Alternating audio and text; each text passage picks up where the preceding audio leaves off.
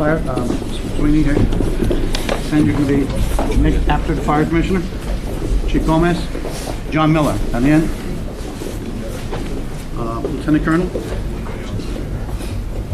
Oh, yeah, Mr. June, right here. AD Advance, and we have this one. AD Advance, and Mr. Farina. Sorry, we have to speak. We have to speak. Do speak. So we have to do it this way. Ladies and gentlemen, very tight room here.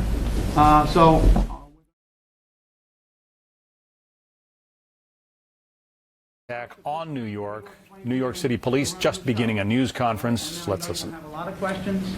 We'll field the questions as best as we can, but please work with us and wait to be called on. All set, Steve? Yes, sir. All right, good morning, everyone. Regarding our joint NYPD FBI investigation into yesterday's truck terror attack on the west side of Lower Manhattan, today we're going to give you an update on some of the things we've learned overnight. You're going to get an update on the injured from FDNY Commissioner Dan Nigro. Then you'll hear from Mayor de Blasio and Governor Cuomo. And I want to thank for being here Manhattan District Attorney Cy Vance, June Kim, the U.S. Attorney for the Southern District in New York, Commissioner Roger Perino is here from New York State Homeland Security, and then Joe Esposito from OEM, the Commissioner of OEM is here also. I'd also like to thank the State Police for being here today and for everything they did yesterday.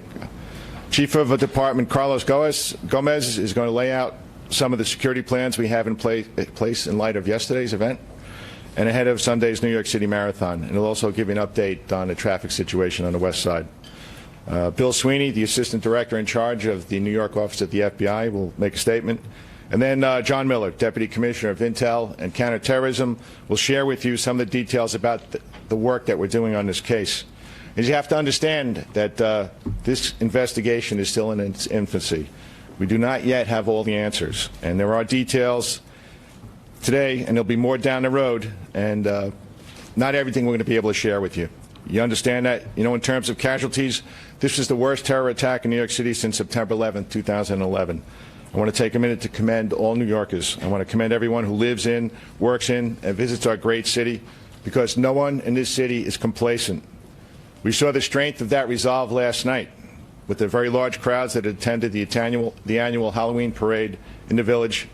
And we'll see it again on Sunday when 50,000 people compete in a marathon and another 2.5 million people cheer them along the route. The NYPD, the FBI, and all of our law enforcement and private sector partners remembers our past. And we work very, very hard together each and every day to prevent the type of thing that occurred here yesterday. What happened yesterday was not okay. It will never be something any of us will just accept as inevitable. Since 9/11, we, again along with our partners at the local, state, and federal level, have disrupted or prevented 24 plots against New York City. Countless lives have been saved. But none of that matters when 8 innocent lives are taken by a criminal committing a cowardly act driving a rental truck. We are working hard to get to the bottom of exactly what happened yesterday and why. And we're working tirelessly to prevent anything like this from getting repeated. I tell you as often as I can that true public safety is a shared responsibility. Law enforcement, government agencies are doing what we can. And the men and women who work with us do it better than anyone, anywhere in the world. But we need everyone's help. There are more than 8.5 million people in New York City, plus all the people who commute in every day and all the tourists.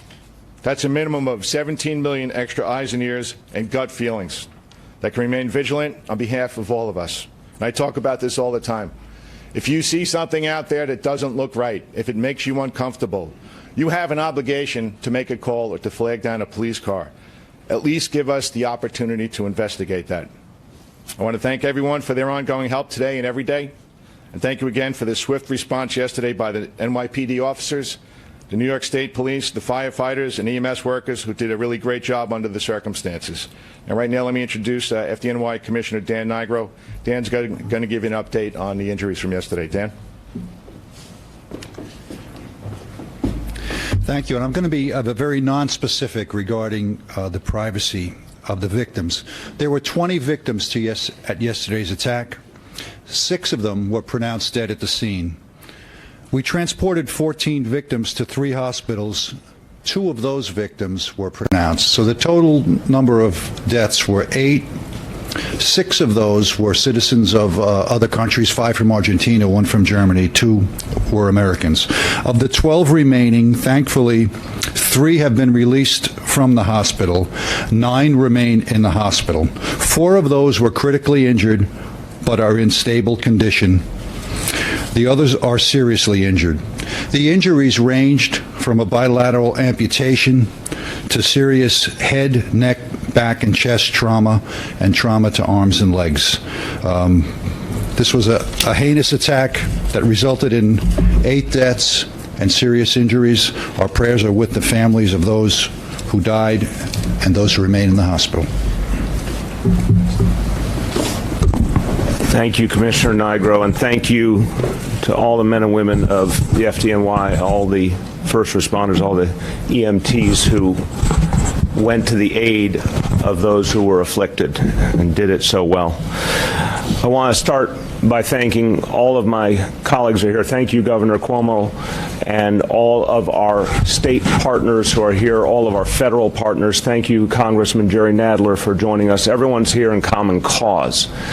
This was an attack on the United States of America, an attack on New York City, an attack on our people, and it was the definition of terrorism, an effort to take away people's hope and spirit and to make them change. And what New Yorkers showed already is we will not change. We will not be cowed. We will not be thrown off by anything. And this cowardly act targeting the most innocent people in the middle of the most innocent pursuits was meant to make people feel they could not go about their daily lives. And what we saw last night, Governor Cuomo and I went to our annual Halloween parade. 1 million New Yorkers showed up for that event. And as we spoke with them, they were undeterred. They were strong. They made me very proud of New York City and all the people of this country to see that strength in the face of adversity. This morning, people went to work. Kids went to school. No one thought there was any choice but to stand up to this act of terror. So, as we now move forward. All right, and that is a live conference going on right now about the terror attack which happened in New York yesterday. It's being called the worst since 9/11 in terms of casualties. We just heard an update on victims. There were 20 victims total, 6 pronounced dead on scene, 2 pronounced dead at the hospital, and 9 people are still in the hospital at this time with some really horrific injuries. So we will continue to watch that news conference and gather information. We'll have an update for you coming up today on Fox 5 News at noon. This has been a special report from Fox 5 News. We now return to our regularly scheduled program. I use VS. I think it's nice. And a French kiss, I think it's nice. I think the tongue coming out, that's a wrap. Yeah. Okay, the tongue. That's and then also, when you've gone too far. It was an effort to break our spirit. But as an effort to break our spirit, it failed. New York City is a very strong and resilient place. We have great faith in the men and women who protect us. We have such pride in the NYPD, and we see them on duty, and we know they are the very best. So we're strong, we're resilient people because we know we're protected, and we know that this place works when people don't feel deterred. And I'll tell you, this violence was an effort to make us blink, and we won't blink. We won't change. The NYPD yesterday showed us once again how much New Yorkers can rely on them, and I want to commend Officer Ryan Nash. I spoke to him earlier today, a good young man, 5 years on the force. He was very humble about what he did, but what he did was extraordinary and gave people such faith and such appreciation in our police force. Now, this investigation, as you've heard, has just begun. It's important to emphasize again this morning that we do not see any additional credible and specific threats against New York City. We will constantly keep people posted. But we do ask everyone to be vigilant. Commissioner O'Neill laid out what everyone has to understand. Be a part of the solution. Share what you know with the police. Don't think twice. Give information to our officers. In many of those previous efforts to undermine us, the Commissioner referenced those almost 24 previous efforts to attack New York City. A number of them were stopped because good people came forward with information in time. We need everyone to understand that they can do that too.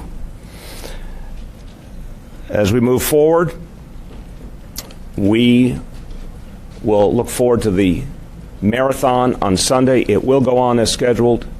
It will be an extraordinary event, as it always is. It will be well protected, as it always is, and we will take additional measures to ensure that.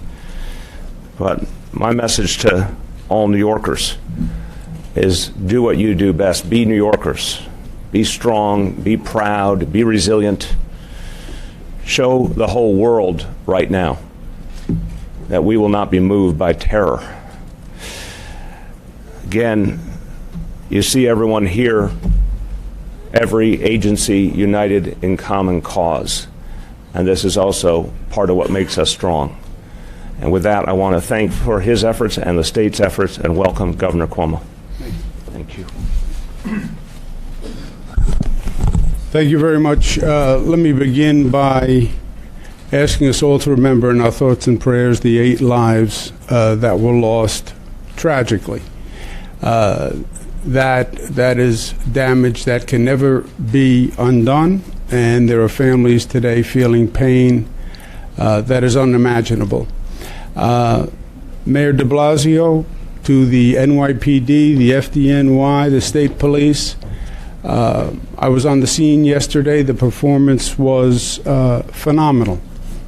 And the coordination and the effort was top shelf.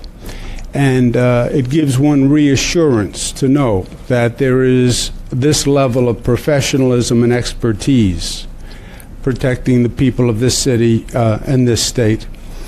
It's also important to remember that while the leadership of the police departments is top shelf, Officer Nash, 5 years on the job, 28 years old, he was a hero. And the NYPD is not just the leadership, it's the men and women who are out there every day, who are on the first line. And I think Officer Nash really showed how important they are and how talented and how brave. So we all applaud and congratulate him. I spoke to the Homeland Security Secretary yesterday, who pledges full coordination with all the federal efforts and the FBI. I think it's important that we are all working as one. And in this kind of situation, there is no alternative. This is not a time to have politics. This is not a time to point fingers. This is not a time to find blame. It's a time to come together and work for a common goal. The effort yesterday killed 8 people. But in my opinion, the effort failed because the effort was not to kill 8 people. The effort was to disrupt us, to terrorize us, to scare us, to create mayhem. That's the effort. That's the goal on all of these attacks. New York is a special target because we have that Statue of Liberty in our harbor that we're proud of, holding up the torch for freedom and democracy. But we've seen it all around the world. And it is to create mayhem and terrorize. And it failed. The mayor is exactly right. The Halloween parade last night was a beautiful example of the failure of the attempt. 1 million New Yorkers came out with their families, with their children. They celebrated. They were there just a number of hours after the incident. And it was New York's way of saying, we will not be deterred. We are not terrorized. You will not win. We said that in 1993 after the World Trade Center bombing the first time. We said that after 9/11, and we said that yesterday, unprompted, spontaneously. They were all there. And the mayor and I marched, and it was really reassuring to see the resilience of New Yorkers. Now, you'll see increased police presence all across the metropolitan area. We are going to double the number of bodies at places of congregation, airports, tunnels, Penn Station, which has 600,000 people that go through it every day, the most heavily traveled transportation hub in the hemisphere. I don't want anyone to draw any inference from that. We don't know anything. We're not responding to anything. It's just as a precaution. Same thing at the marathon. The marathon will go on because New York goes on, and it's an important event for all of New Yorkers. Again, I want to end where I started. The effort by the first responders was phenomenal. The reaction by New Yorkers, as evidenced last night, this morning, people got up, they went to work, children went to school, and that's what makes New Yorkers special. That strength, that resilience, that ability to be undeterred in the face of ugliness and the actions of a depraved coward, because that's what this was. This was the actions of a depraved coward. There is no grand statement to what was done. It was the act of a coward. And that's the way it should be regarded, because that's the way it was. I was proud to be the governor of the state of New York last night. I'm proud every day, but seeing New Yorkers' response made me feel especially proud. And again, to the team you see assembled up here, the FBI, the NYPD, FDNY, the seamless coordination really is something to behold and a source of strength and comfort, I hope, for all New Yorkers. Thank you. Thanks, Governor. Thanks, Mr. Mayor. And just to reiterate what the governor and the mayor said, now's not the time to live in fear. It's not the time to be fearful. Now's the time for all New Yorkers to be strong, as we always are. Right now, Chief Carlos Gomez, he's our chief of department. He's going to talk about what we're doing to increase security throughout the city. Carlos. All right, good morning, everyone. Immediately following yesterday's attack in Lower Manhattan, the department quickly mobilized and deployed additional resources, additional police officers, and additional heavy weapons teams to key locations throughout the city. Last night's Halloween parade, which attracted over 1 million participants, was also, security at that parade was also enhanced. We added more sand trucks, we added more blocker vehicles to the side streets that led onto 6th Avenue, and we also assigned more heavy weapons teams, not just to the parade, but to the surrounding area. New Yorkers and others who utilize our transit system will see a lot more officers. They'll see a lot more uniforms. They'll see more officers on the trains. They will see more officers on the platforms. They should expect more bag checks at more stations. There will be more canines, explosive detecting canines in our subway system, and heavy weapons teams from our strategic response group as well as our critical response command will also be deployed to major hubs and other stations throughout the city. There are some traffic closures that remain in effect, and I'd like to point out that is the West Side Highway from 14th Street down to the tunnel. It still remains an active crime scene, and we anticipate it will be closed until early this evening. So we've assigned traffic agents to the area, but motorists, please avoid that area. And we're just a few days away from the New York City Marathon, which over 51,000 runners will participate. As the commissioner said, 2.5 million spectators will line the streets in all the boroughs in our city, and we've enhanced in security for this also. It's going to be a very safe event. We've added more sand trucks, more blocker vehicles. I can't give you the exact number. I mean, I do have it. I can't give it to you, but it will be the most ever deployed at this event. We more than doubled our observation teams, our rooftop observation posts, as well as our counter-sniper teams from the Emergency Services Unit throughout the boroughs, not just here in Manhattan. And we've also added more heavy weapons teams throughout the city. Officers from our Emergency Services Unit, from our Strategic Response Group, and from our Critical Response Command. They'll be at fixed locations along the route, but they will also have a mobile response capability if they are needed elsewhere. And this increase will supplement the already large, substantial detail of uniform officers that you'll see along the route. But there will also be officers attired in civilian attire and plain clothes that you won't see. They'll be mixing in with the crowds to detect any suspicious activity. Canines, a large number of canines will be deployed along the route, as will counterterrorism officers with their resources and equipment.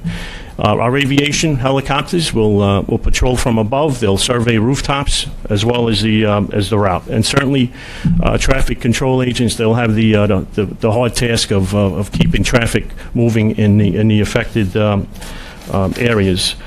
As the commissioner said, 8.5 million New Yorkers, several million other tourists. That's a lot of eyes and ears in our city. If you see something, say something. Tell an officer. Call 911, or certainly you could call the New York City Terrorism Hotline, 888 NYC SAFE. And we look for it to be a very safe and enjoyable Sunday. Thank you. All right, thanks, Carlos. And now we're going to hear from Bill Sweeney, the Assistant Director in charge of the New York FBI office. Bill and his people continue to be great partners in New York City. Bill. Thank you, Jimmy. Good morning, everybody. Our thoughts and prayers from the Bureau are with all the victims' families, especially this morning, and for all those that are still recovering. Right now, the New York JTTF, which is comprised of about 50-plus agencies, is following up on related leads as we work to process and analyze intelligence information related to yesterday's attack. Like last year, our partner JTTF in Newark is also fully engaged. Both of those JTTFs, both here in New York and in Newark, are operating 24/7 and will continue to do so for the foreseeable future. We also have joint terrorism task forces around the country that are following up on leads as we generate them and kick those out. The investigation is still in its early stages. I know I say this each time, but it is vitally important that we do not inadvertently disclose information that could adversely impact this investigation. I think the public understands that need for the level of operational security, and for that reason, I may not be able to answer specific questions on how much or what we know. I can say we've been conducting searches throughout the night and into this morning. I expect those searches will continue, and additional searches will develop as we generate additional information. I expect evidence collection on the scene to continue till at least early this afternoon, but more likely till early this evening. We are very grateful for the patience and the resiliency of the workers and the people that reside in the Tribeca area. I'm asking the public to call us with any information that you may have. We've set up a hotline. The two numbers are on the chart to your left. The first, nationwide, 1-800-CALL-FBI. Obviously, the NYPD number is up there as well. But we have a second site, which is vitally important. It is a link where the public can upload their videos and their photographs that they may have obtained when they were down at the scene. That link is fbi.gov/NYC Tribeca. That allows the public to upload those videos so we can review them for additional evidence. Thank you for your cooperation. Thanks, Jimmy. All right, thanks, Bill. And now John Miller is going to give us an updated chronology of what happened yesterday, and he's also going to talk a little bit about the investigation. Again, what Bill said, I know you're going to have a lot of questions, but we have to let this investigation get more mature. It's not even 24 hours yet. There's going to be some things we can tell you, and there's going to be a lot of things that we can't tell you. So, John? Thanks, Commissioner. Just to reiterate, we are in the early stages of this investigation, so the information I'm going to give you today remains preliminary, meaning some details, timelines, etc., may change as we develop more granular information. This investigation is being carried out jointly by the NYPD FBI Joint Terrorism Task Force and the Intelligence Bureau of the NYPD with the Counterterrorism Bureau, and hundreds of detectives from the NYPD Detective Bureau who responded to the scene and worked through the night developing evidence and following leads. The timeline as we have it now starts at 2:06 p.m., at which point the suspect rents a large vehicle from the Home Depot located in Passaic, New Jersey. According to license plate readers on the George Washington Bridge, he exits the bridge into New York City, southbound on the West Side Highway at 2:43 p.m. At 3:04, a Port Authority camera on top of an air vent outside the Holland Tunnel shows the vehicle entering the bike lane and traveling at a high rate of speed southbound at West Street and Houston Street. At this point, according to witnesses, video, and investigation, he appears to target bicycle riders and pedestrians within the southbound bike lane traveling at a high rate of speed. That ends when he collides with the school bus, injuring a number of additional people. And at 3:08 p.m., we get more than a dozen 911 calls reporting people down, the school bus accident, and a man with a gun in the street. 2 First Precinct police officers who were out on another call are alerted by civilians about the activity going on outside. They leave that location. They're joined by a 3rd officer. They observe a man who appears to be waving a gun and yelling at the scene of the accident, and they observe people down on the scene. One of those officers, Brian Nash, takes action and fires his service weapon, bringing the attack to an end. As the injured were being removed by fire department and EMS personnel and being triaged at the scene, a perimeter was set up around that truck, and the NYPD bomb squad was called in to clear that vehicle for any suspicious devices. The suspect is identified as Seyfulo Sepov, a 29-year-old legal permanent resident of the United States who came into the country from Uzbekistan in March of 2010. Overnight, based on the investigation, there have been a number of search warrants executed, and there may be more. Witnesses interviewed, associates tracked down, and other activity. We've been able to piece together a number of facts. Recovered in and around the vehicle were multiple knives, the 2 imitation pistols, one a paintball gun, the other a Crossman pellet gun. As you know, there are 8 dead and 12 injured. We have a lot to go through. The Detective Bureau in particular, using hundreds of detectives, has been going up and down the West Side Highway on both sides of the street, meticulously trying to pick up every piece of video from every security camera, every traffic camera, every bank camera, anything that will help us put together this timeline and have the imagery to go with it so we can reconstruct as much of this as possible. We'll also be reviewing license plate reader data, not just our own, but from the surrounding area, to help reconstruct the suspect's movement over the preceding days, as well as interviews with associates. The suspect was transported to Bellevue Hospital. We are awaiting to hear an update on his condition today. Obviously, he is in custody and under arrest. Based on the investigation overnight, it appears that Mr. Sepov had been planning this for a number of weeks. He did this in the name of ISIS, and along with the other items recovered at the scene was some notes that further indicate that. He appears to have followed almost exactly to a T the instructions that ISIS has put out in its social media channels before, with instructions to their followers on how to carry out such an attack. At this point, we'll open it up for questions. Commissioner will field some questions. Sure. Yep.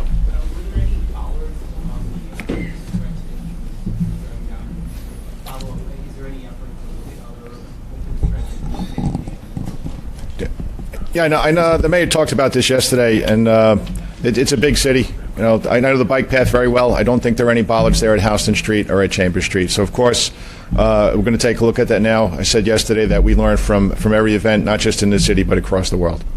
Yeah. Have you had a chance to talk to the suspect? What did he say? Bill or John? Suspect was interviewed at the hospital, and we're not going to be able to go into his statements in any specificity. This side? Yeah, right there. I've got a question for Governor Cuomo and Mayor Blasio. Have either of you received a call from President Trump since the attack happened? And for a police commissioner, we've got sources telling us that authorities knew an associate, Mr. Seiphoff, before this incident. Does that mean that police were already investigating someone affiliated with this suspect? I'm going to let Commissioner Miller talk about that. John, you want to answer that first? Sure. What we can say is Mr. Seiphoff has never been the subject of an NYPD Intelligence Bureau investigation, nor has he been the subject of an FBI investigation, and we know that through our work with the JTTF and Bill overnight.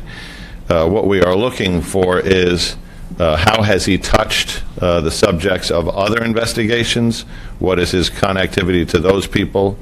And we're kind of building out in concentric circles to try and document that. But it appears he will have some connectivity to individuals who were the subjects of investigation, though he himself was not. I received calls yesterday from the Homeland Security Secretary and from the Homeland Security Advisor in the White House, Mr. Bossert, and both offered any and all help to New York City in this moment, and said they would be 100% available to us in any way going forward. So those calls happened, give or take 7 o'clock yesterday evening. Not from the President directly, no. I received no call from the President. I also received a call from the Homeland Security Secretary, Acting Secretary Duke, and we spoke about coordination of resources, JTTF, FBI, but basically, did we need any other assistance from the federal government? I actually received a phone call from the Acting Secretary also, a little bit after 8. Yep, David. Commissioner, question for Governor Cuomo and Mayor Blasio. Are you bothered that you didn't get this call, but the President went on Twitter to essentially attack New York Senator, accusing him of being contributing to this through his policies? Look, I'm not bothered at all because 2 senior officials called promptly and offered help, and I think that was appropriate. I think we are here to talk about this situation, the facts, and no one up here wants to politicize any of this, and I don't think anyone should be politicizing this this tragedy at this moment in time. I think every focus should be on those whose lives were lost, on their families, on the work we have to do in this investigation. I am not bothered that the President didn't call. I am bothered by an attempt by anyone to try to politicize this situation. That plays right into the hands of the terrorist. They're trying to disrupt. They're trying to create mayhem. They're trying to divide. The point is to do the opposite, is to unite, normalcy, proceed as one. So to politicize this event, I think, is wholly counterproductive. Commissioner, is it the opinion of investigators that this suspect brought the communication weapons and in an effort to sort of be killed by police or commit suicide? It seems like he maybe was fleeing, but he remains on the scene. Are you talking suicide by cop? No, we haven't made that determination yet. Yep, in the back. Commissioner, with respect to the radicalization, you've already alluded to that, this is a terrorist investigation, certain things belong to ISIS. Is there any sense at this stage of the investigation how or when this individual became radicalized to carry out this attack? No, it's too early in the investigation to tell you that. Okay, Rocco. Maybe for Commissioner Miller. Commissioner, was there anything out of the ordinary regarding trust rental in terms of dialogue with the employees or how he paid for a day? And B, does video show him doing anything in particular before actually getting onto the bike? As far as the truck rental goes, those interviews are being conducted, and I haven't seen that. But there was certainly nothing unusual enough to cause anybody to call. And regarding his entry onto the bike, and prior to that, is he doing anything out of the ordinary? That's part of the expanded canvas for witnesses. Obviously, we're looking for people to come forward. It's also part of the expanded video canvas, which Bob Boyce's people have been instrumental in, which is we really want to be able to reconstruct his entire trip. As you saw Rocco in the Chelsea bombing, we were basically able to take him from the train to both scenes. We expect to try and come as close to that as we can here, too. Just a follow-up on the truck question for the commissioner. If I know that you spoke to a lot of companies that rent trucks, was this particular Home Depot one of them? So our Nexus program within the Intelligence Bureau and the SHIELD program within counterterrorism does the outreach on a fairly wide level. The Nexus program from Intel has visited more than 100 of the truck rental places within New York City. We work with the Department of Homeland Security and their programs and other agencies to cover the ones outside the city. And I can't tell you to a level of specificity whether that program got to this location, but I can tell you as early as 2 weeks ago, we were engaged with them and the New York State Police doing the areas around New York City. Yeah. Is there any evidence that he tried to buy guns prior to this, or any other activity in those planning stages that would have been suspicious to say that people should see something and say something? No, as part of course, as part of the investigation, we're going to go backwards in his history, what he's done over the last couple of months. So I can't give you an answer to that. Tina?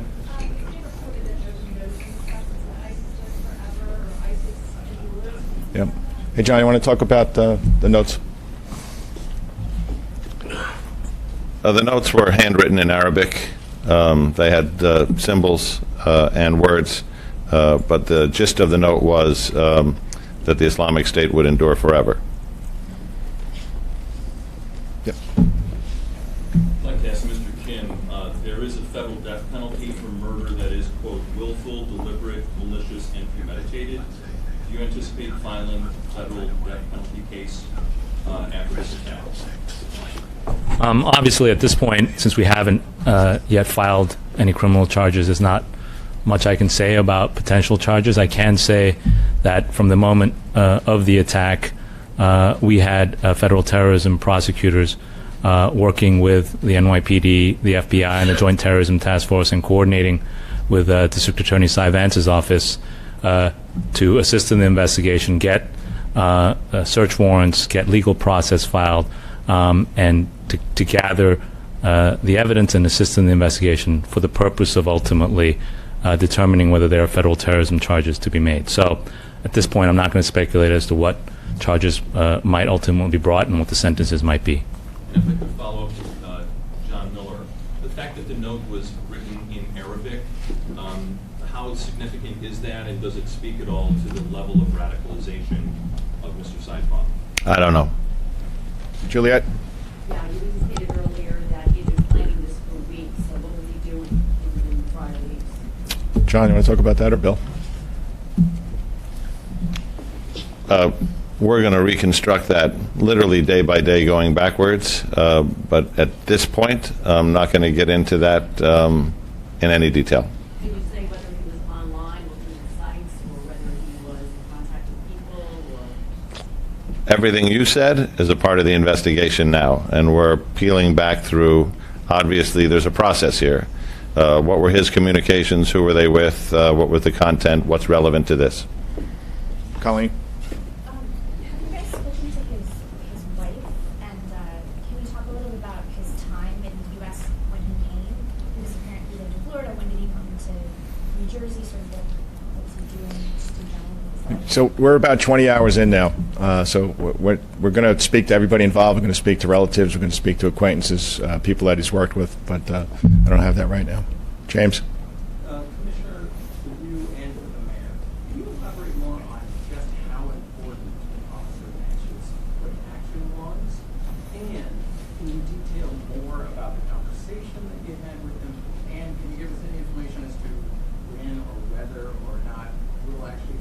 Yeah, okay. All right, so in a typical fashion of an NYPD cop, he thinks what he did was not an act of heroism. He thinks it's something that, why he joined the police department. I had the opportunity to talk to Ryan last night. He was at the hospital, and I don't think we could find a more humble human being. They were at Stuyvesant High School for an unrelated call, and somebody came in and told them that there was a vehicle accident at West Street and Chambers Street. So Ryan and his partner thought they were going out to handle a vehicle accident, and once they got outside, they were confronted, and they took proper action. So all New Yorkers should be thankful to Ryan and his partner. They showed great courage. And I talk about the courage of the men and women in this police department every day.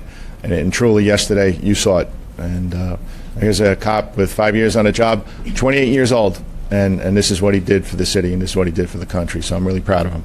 Let me just add real quick, the Ryan is a hero, but he was so humble about his achievement. It was very striking. I think Commissioner's right. He thought this was all in a day's work and what a cop does to protect other people. But he deserves the accolades of the people of this city, as do his partners. To your question, what was the potential there had he not stepped in? As you know, after the fact, we found out more. But in that situation, you don't know if the shooter has multiple weapons, has a bomb on him. You don't know. And God forbid that situation was even more dangerous. How many more lives, literally dozens more lives, could have been in danger? Ryan stopped that threat immediately. We owe him a great debt of gratitude. Well, I have to talk to him again and see what he wants to do. You know, he's a humble guy, so maybe we'll give you the opportunity, but I'm going to leave that up to him. NJ. Commissioner, in light of the situation yesterday, the security situation in the city going forward, are you considering closing Times Square to vehicular traffic entirely? It's premature to say that. If you go up to Times Square, you see the presence that we have there now. So, in the back row. Commissioner, either Mr. Mayor or Mr. Governor, have you spoken to the consulates of Argentina or Germany about their victims? We have not yet. Obviously, our condolences to people as Argentina and Belgium, I believe, our condolences to those nations, to the people of those nations, to the families especially, and we'll do everything we can to support the families in this moment. I think everyone feels we're all connected at this moment. We all have to be there for each other. Yeah, the second row. You can't go into detail about what the suspect said in the hospital, but there are reports of him bragging about what he did and unapologetic. Can you confirm any of that? No, we're not going to confirm that. Tony? For Commissioner Miller, you may have alluded to this earlier, but was there any indication that he did prior reconnaissance in place in person of Manhattan? Yes. We're not going to get into the details of the what or where, but he seems to have followed the regimen prescribed. All the way over on the left.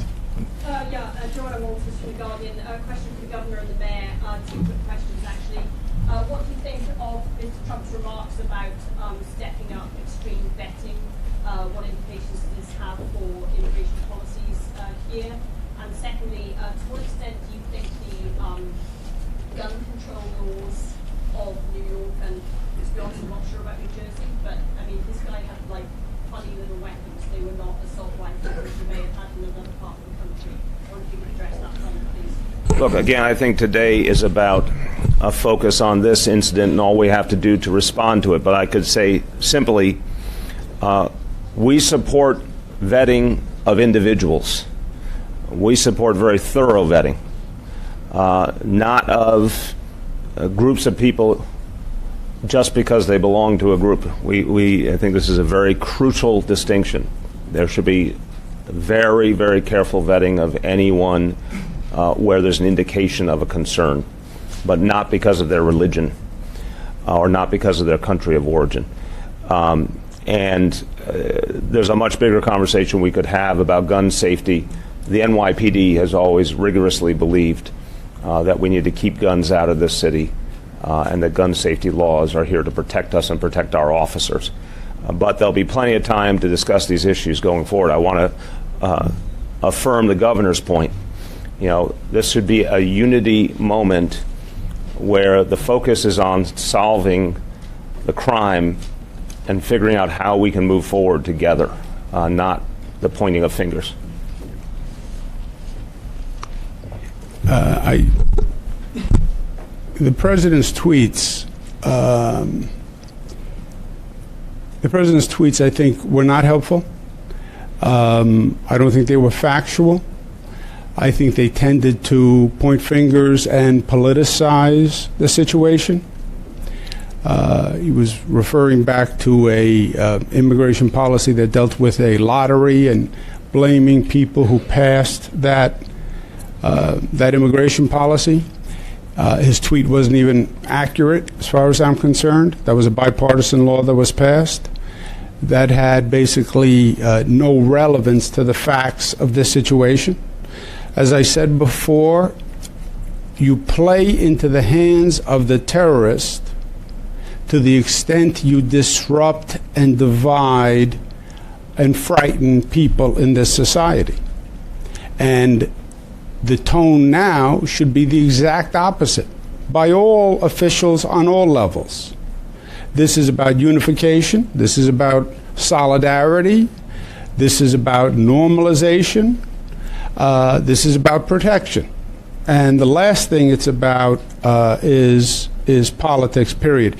As far as the gun laws, I am increasingly proud that New York State passed some of the smartest gun laws in the country. The SAFE Act, I think it is madness, the number of assault weapons that we have in this country. I think it endangers law enforcement. I think it costs us untold numbers of deaths. And I hope one day we'll have a federal policy that actually brings sanity to the gun policy laws in this country. Take two more questions, please. Yeah, none left. Is there any reviews attending a particular mosque in the Patterson area, one in particular that becomes available? John? We're going to go back through all of his contacts and habits, but I think this is an important time to say this isn't about Islam. It's not about what mosque he attends. There are hundreds of thousands of law-abiding Muslims in New York City who are adversely affected by things like this. And it's probably a good time to say we have seen in the aftermath of incidents like this, bias incidents, hate crimes, assaults, and Bob Boyce and his hate crimes people will respond to those, investigate those, and anybody behind those will be prosecuted to the fullest extent of the law. As has been said here before, it is a time to come together and to not confuse this terrorist act with any broad brush against in a religion or a particular institution. Last up, okay. It's been reported that police and the FBI are after the suspect's apartment in Patterson. He has a wife and 2 children. Is the wife in custody? Is she cooperating? The ages of the children? John? We're doing interviews with family members, friends, associates. We're not going to be able to get into what they're saying or not saying or who's cooperating or otherwise at this point. It's just too early. Thank you all. Thanks, everyone. Well done. Thanks.